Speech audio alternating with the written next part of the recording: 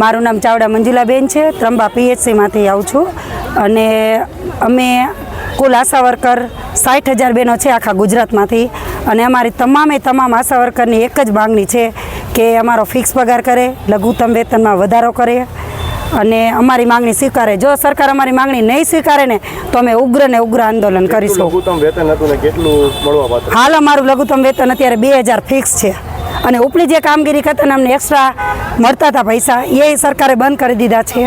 24 કલાક બંધાયેલા છીએ અમે કામગીરી. ઉપલી કામગીરી માનો કે 0 થી જન્મે ને બાળક ત્યાંથી તેના મરણ સુધીનું તમામ જવાબદારી અમારી હોય છે.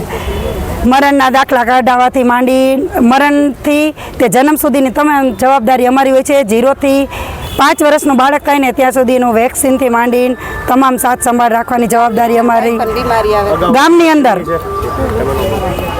અગાઉ રજૂઆત કરેલી છે બાબતે? અગાઉ અમે ઘણી વખત રજૂઆત કરેલી છે પણ સરકારશ્રી અમારું કંઈ સાંભળતા નથી. જો હવે સરકાર આગામી સમયમાં પણ તમારું નહીં સાંભળે તો કઈ રીતના પગલાં લેવામાં આવશે? અમે સરકારશ્રી પાસે ખુદ ત્યાં જાશું અને ઉગ્ર આંદોલન કરશું.